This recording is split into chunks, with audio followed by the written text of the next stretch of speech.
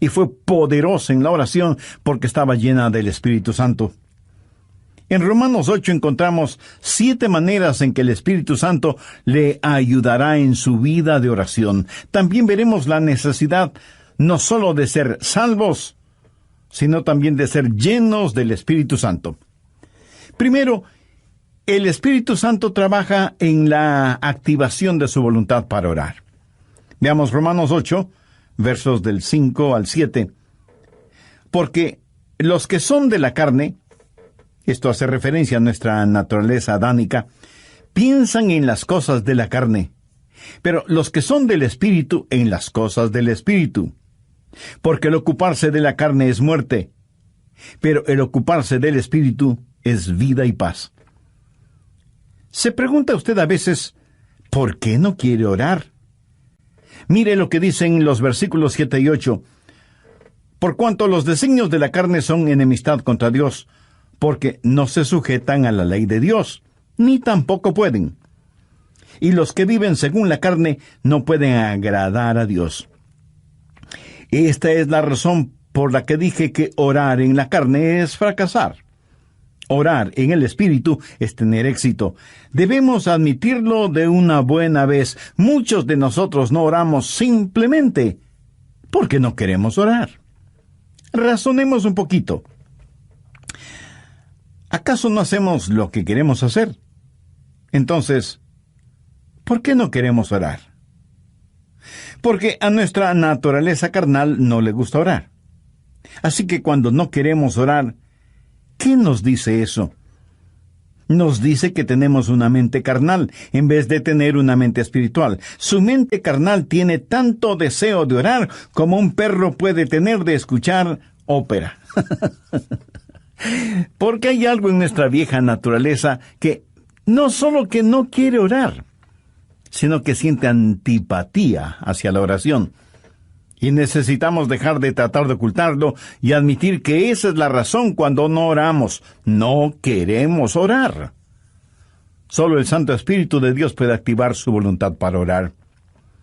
Pero ¿cómo sucede eso? Veamos Romanos 8:15. Pues no habéis recibido el espíritu de esclavitud para estar otra vez en temor, sino que habéis recibido el espíritu de adopción. El espíritu de adopción es el Espíritu Santo que nos pone en el cuerpo de Cristo. Y cuando recibimos el espíritu de adopción, Dios viene a ser nuestro Padre. ¿Qué sucede entonces? Por el cual clamamos, Abba, Padre. Y le adoramos y le glorificamos. Cuando usted está lleno del Espíritu Santo, ese Espíritu en usted reconoce que Dios es su Padre. Y es natural para una persona llena del Espíritu Santo el decir, Abba, Padre, adorándole y alabándole.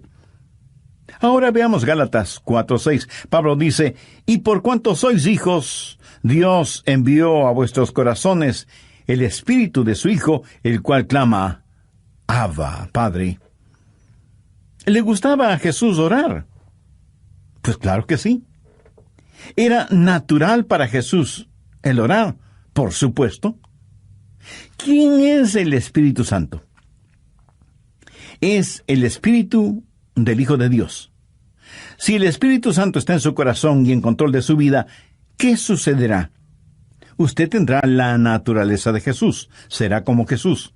Y así como fue normal y natural para Jesús el orar a Dios el Padre, también será para usted natural y normal el hacerlo. Cuando el Espíritu Santo de Dios está en usted y usted está rendido al Espíritu, no caminará en la carne. Y el orar será tan normal como el respirar. Esta es la respuesta al problema de falta de apetito para la oración. ¿Qué es lo que hace el Espíritu Santo? Su ministerio es la activación de la voluntad en la oración. Anota al margen Filipenses 2:13. Porque Dios es el que en vosotros produce así el querer como el hacer, por su buena voluntad. Cuando usted está lleno del Espíritu Santo, anhelará el orar. Así que, si no tiene deseos de orar, admítalo. La mente carnal es enemiga de Dios.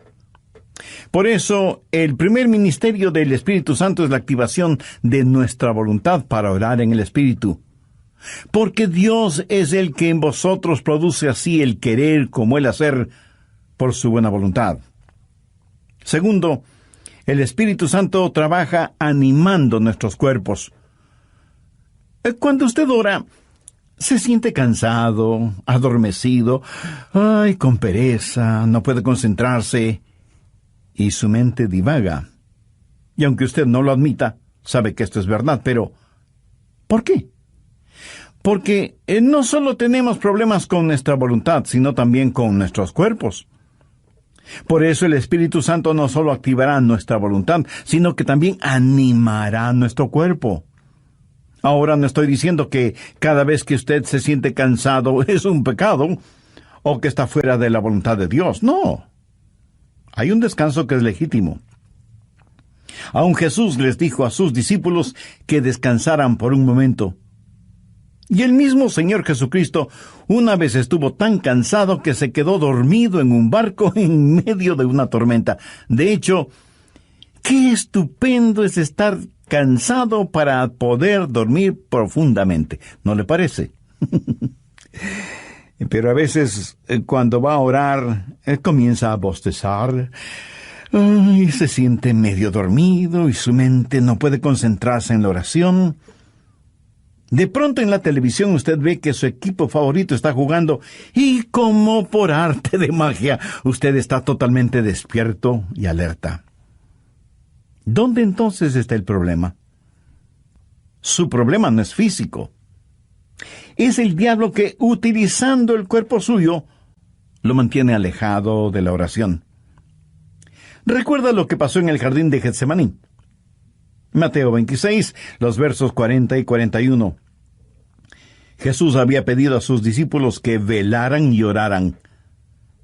La Biblia dice, vino luego a sus discípulos y los halló durmiendo, y dijo a Pedro, así que no habéis podido velar conmigo una hora.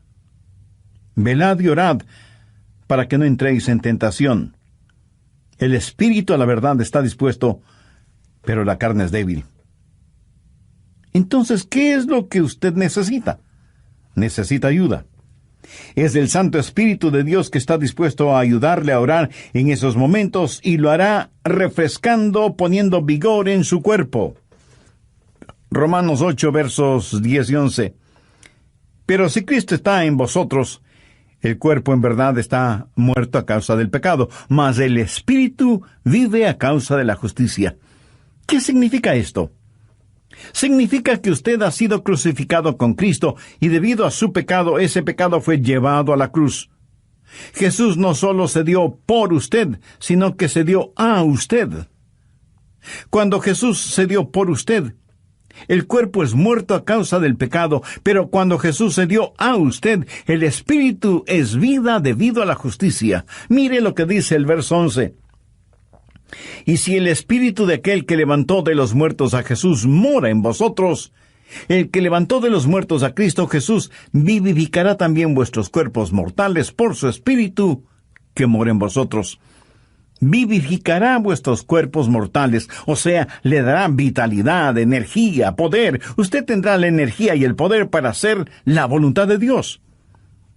Cuando el Espíritu está dispuesto y la carne es débil, cuando usted se rinde al Espíritu Santo de Dios, Él vivificará vuestros cuerpos mortales.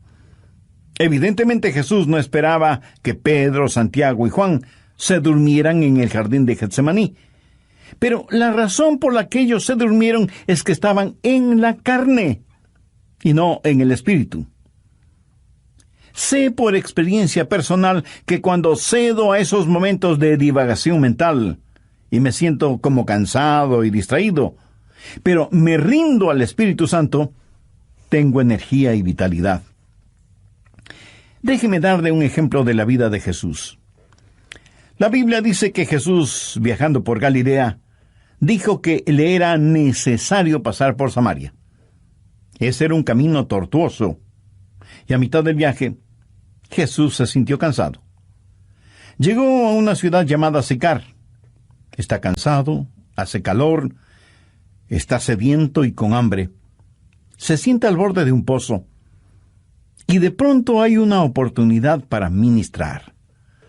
Una mujer samaritana se acercó al pozo para sacar agua y se encontró con Jesús, y él le ministró espiritualmente. Cuando los discípulos regresaron, encontraron a Jesús revitalizado. Ellos habían ido al pueblo para comprar alimentos, para que Jesús recobre su energía y fortaleza, pero lo encontraron lleno de energía y vitalidad, y se preguntaron, ¿y quién le dio de comer? ¿Quién le ha estado ministrando? ¿Sabe lo que Jesús les dijo? Yo tengo una comida de la cual ustedes nada saben. ¿Qué había sucedido? El Santo Espíritu de Dios había revitalizado el cuerpo del Señor Jesucristo, y el Santo Espíritu de Dios pondrá energía en su cuerpo y lo refrescará y le ayudará. ¿Cómo? Bien, Romanos 8:26. Y de igual manera el Espíritu nos ayuda en nuestra debilidad. Amigo, usted tiene que aceptar y confesar su debilidad. No la niegue, porque eso es algo que no se puede negar. Bueno, sí se puede negar, pero no se debe negar. Usted me dice, pastor, mi debilidad es un inconveniente. No, no lo es. Es más bien una oportunidad. ¿Qué es lo que Dios le dijo al apóstol Pablo en 2 de Corintios 12:9? Bástate mi gracia, porque mi poder se perfecciona. ¿En dónde? En la debilidad. ¿Lo ve? Nuestro problema muchas veces no es que somos débiles, sino que no somos lo suficientemente débiles todavía. Nunca hemos dicho en forma final, Señor, no lo puedo hacer. No tengo lo que se necesita para hacerlo. Y seguimos luchando. Pero cuando llegamos al final de nuestras fuerzas y nos apropiamos de su fortaleza, entonces usted entenderá cómo Él no solo activará su voluntad, sino que también animará su cuerpo. Verá, el plan de Dios es librarnos de nuestra autosuficiencia a fin de que nos entreguemos a su suficiencia. Por eso Él nos hace perpetuamente débiles para que podamos ser perpetuamente fuertes. La palabra ayuda en este verso 26 es una palabra muy interesante en el idioma griego. Puede significar el sostener algo. Por ejemplo, es usado cuando Marta le dijo a Jesús, refiriéndose a su hermana María, Jesús, ¿podrías decirle que venga a la cocina y me ayude? María esperaba que su hermana fuera a la cocina y le ayudara con las ollas y los sartenes y cucharas y cuchillos. Pero esta palabra también significa en vez de. Y esa es la forma en que el Espíritu Santo nos ayuda, junto con y en lugar de. Ahora, esto no es contradicción, aunque parecería serlo. Cuando usted está orando en el Espíritu, ¿quién está orando? ¿Usted o el Espíritu Santo de Dios en usted? La respuesta es sí. El Santo Espíritu de Dios está orando en lugar suyo, en vez de usted, pero está orando juntamente con usted. Usted no puede hacerlo sin Él. Él no lo hará sin usted. Qué compañerismo y qué privilegio el orar con el Espíritu Santo. El Espíritu Santo de Dios quiere pensar a través de nuestras mentes, quiere hablar por medio de nuestros labios, quiere ver utilizados nuestros ojos, quiere gemir a través de nuestro espíritu. Es el Espíritu Santo en el espíritu humano, junto con y en lugar de. ¿Tiene el Santo Espíritu de Dios en usted? Para tenerlo es necesario que usted haya recibido a Jesucristo en su corazón como su Salvador y Señor, porque Jesús prometió que daría, enviaría y sellaría con su Santo Espíritu a quienes, arrepintiéndose de sus pecados y aceptando el sacrificio de Jesucristo en la cruz del Calvario, lo reconocen como Salvador y Señor de sus vidas, y les dan la bienvenida para que Él habite y controle sus vidas. Usted puede hacer esa decisión este mismo momento, orando la siguiente sencilla oración. En Dios eterno, sé que hace mucho tiempo no he conversado contigo y que mi vida de oración es deplorable. Perdóname y ayúdame por medio de tu Santo Espíritu, para que yo pueda aprender a orar en el Espíritu. Señor Jesús, perdona mis pecados, límpiame, sáname, sálvame. Agradezco tu sacrificio en la cruz, derramando tu preciosa sangre para pagar por mis pecados y darme vida eterna. Y porque tú moriste por mí, yo quiero vivir para siempre por ti. Ayúdame a vivir conforme a los designios de tu voluntad. En tu nombre lo pido. Amén. Si en forma seria, sincera y con profunda fe usted hizo esa decisión por Cristo, recibiéndole como su Salvador y Señor y dándole la bienvenida en su corazón y en su vida, todo su ser se llenará de genuino gozo espiritual. Tenga la bondad de escribirnos y compartir con nosotros su decisión. Anhelamos ser parte de su alegría espiritual. Y cuando nos escriba, también nos estará dando la oportunidad y privilegio de orar por usted. Que Dios le bendiga en todo y sea bienvenido a la familia de Dios.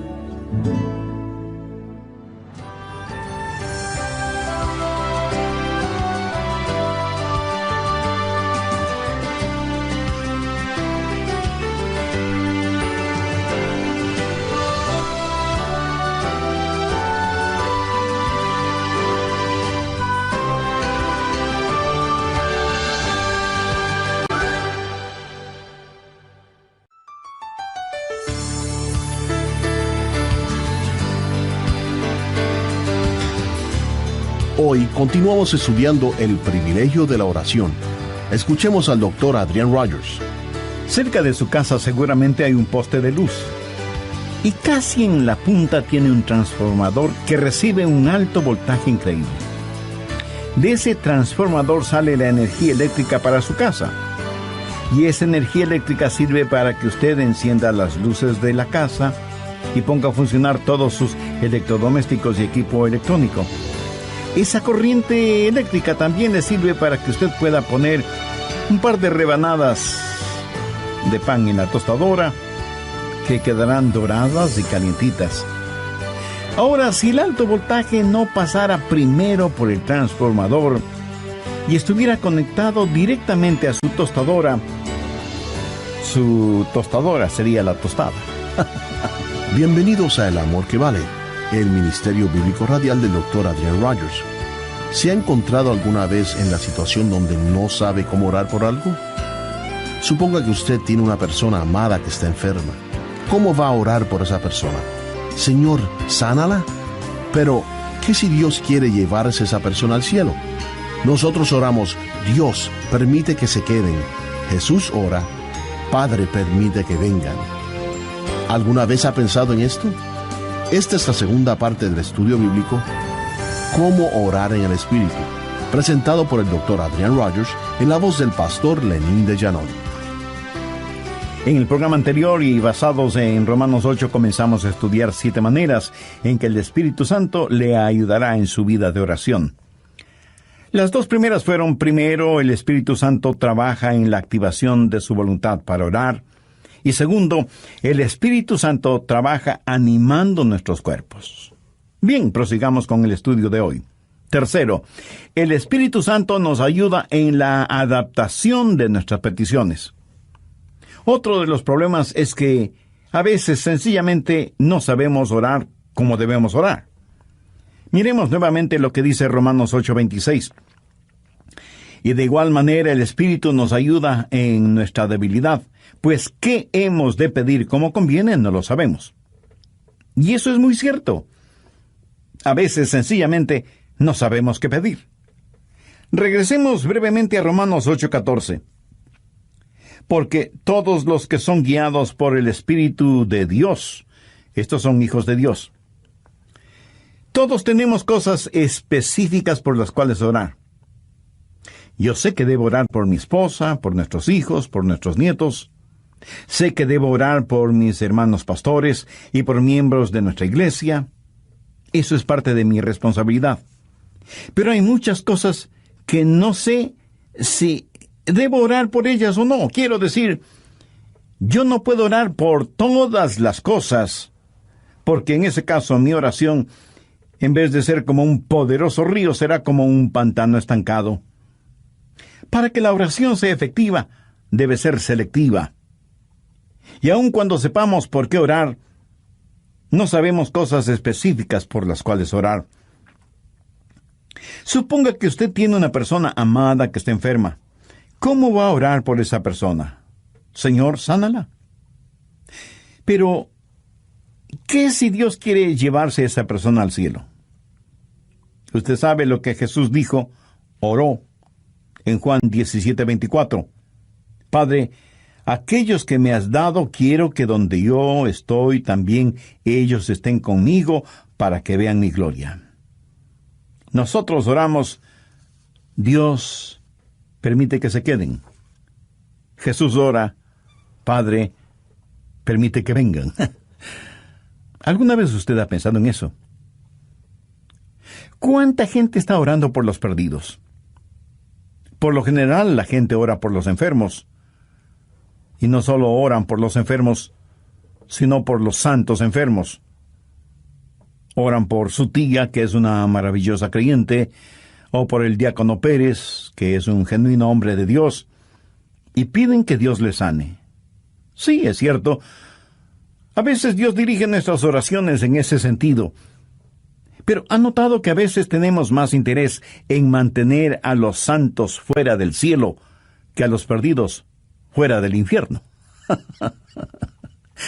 Cuando oramos, no estamos agonizando para que los perdidos se salven. Cuando el apóstol Pablo, siendo todavía Saulo de Tarso, estaba sembrando el pánico entre los primeros cristianos y fue el perseguidor de la iglesia, prácticamente enviaba a los cristianos a la muerte. Él aún sostuvo las ropas de Esteban, el primer mártir cristiano, mientras este gran hombre de Dios era apedreado hasta la muerte. ¿Se imagina a esos preciosos hermanos y hermanas de la iglesia primitiva sufriendo el odio de Saulo de Tarso, perseguidos, echados en las cárceles, muchas veces asesinados? ¿Se imagina a esos creyentes orando, Señor, Saulo es un archienemigo de tu iglesia, ten la bondad de eliminarlo? Pero Dios no eliminó a Saulo, más bien lo salvó y lo convirtió en el gran apóstol Pablo. Permítame ilustrar este punto. Cerca de su casa seguramente hay un poste de luz, y casi en la punta tiene un transformador que recibe un alto voltaje. Increíble. De ese transformador sale la energía eléctrica para su casa, y esa energía eléctrica sirve para que usted encienda las luces de casa y ponga a funcionar todos sus electrodomésticos y equipo electrónico. Esa corriente eléctrica también le sirve para que usted pueda poner un par de rebanadas de pan en la tostadora, que quedarán doradas y calientitas. Ahora, escúcheme. Si el alto voltaje no pasara primero por el transformador y estuviera conectado directamente a la tostadora, su tostadora sería la tostada. El alto voltaje es controlado en el transformador. Es la misma energía, pero transformada. Escúcheme. El Santo Espíritu de Dios es como el transformador. Toma nuestras oraciones. Dios ve nuestro corazón y es el mismo Espíritu que hace intercesión por nosotros de acuerdo a la voluntad de Dios. En Romanos 8:27 leemos, mas el que escudriña los corazones sabe cuál es la intención del Espíritu, porque conforme a la voluntad de Dios intercede por los santos. Cuarto, el Espíritu Santo nos ayuda en la administración de nuestro acceso a Dios. Verá, usted no se presenta súbitamente delante de Dios.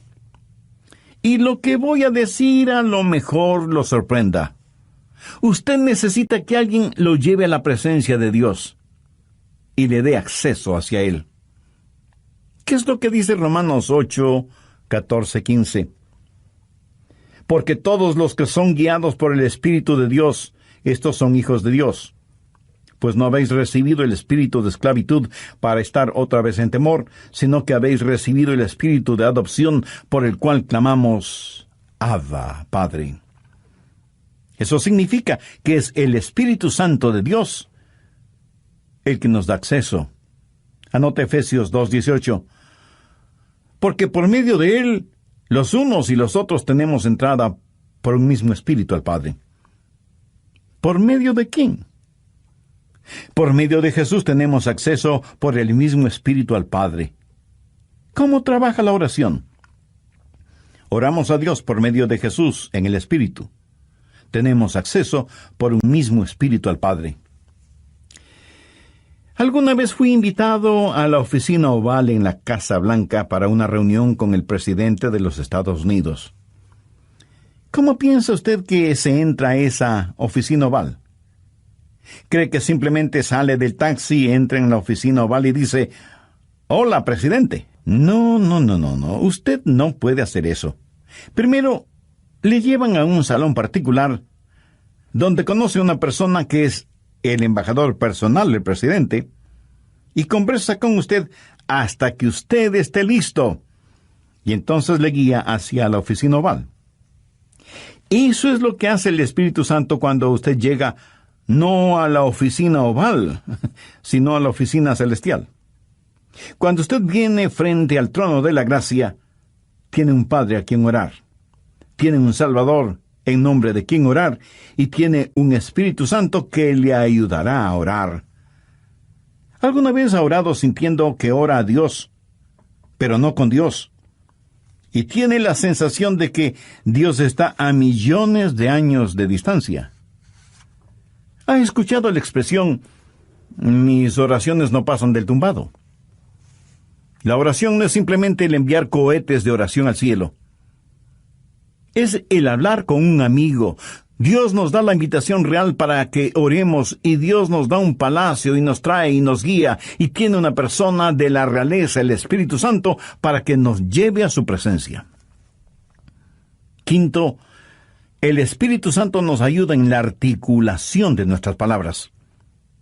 Otro problema cuando oramos es que se nos traba la lengua, y como que nos quedamos sin palabras. ¿Sabe lo que son las palabras? Las palabras son únicamente vehículos que transportan los pensamientos. Pero algunas veces esos pensamientos son demasiado pesados para ese vehículo. A veces esos pensamientos son tan profundos, tan grandes, tan imponderables, que no sabemos cómo expresarlos con palabras. Es entonces cuando necesitamos estar orando en el Espíritu. Veamos Romanos 8:26, la parte final del versículo. Pero el Espíritu mismo intercede por nosotros con gemidos indecibles.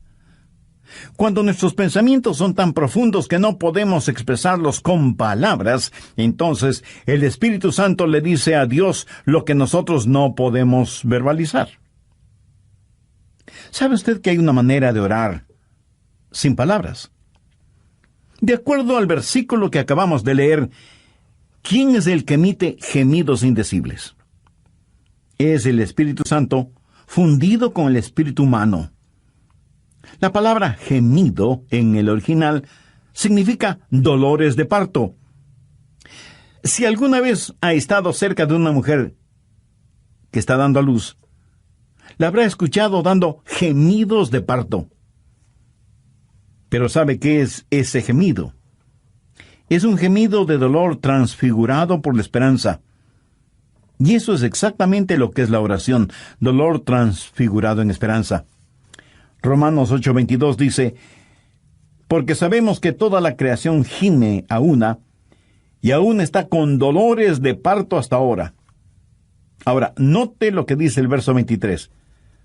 Y no solo ella, sino que también nosotros mismos, que tenemos las primicias del Espíritu, nosotros también gemimos dentro de nosotros mismos, esperando la adopción, la redención de nuestro cuerpo. Nuestros cuerpos aún no han sido redimidos. Nuestra alma ha sido redimida. Nuestro espíritu ha sido redimido.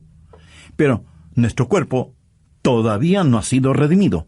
Por lo tanto, vivimos en un mundo lleno de gemidos y de dolores y de enfermedades y de llanto y de muerte. Todo está alrededor nuestro. Y sea usted salvo o no es inmune a esta realidad. No piense que, porque usted es salvo, no habrá dolor ni sufrimiento.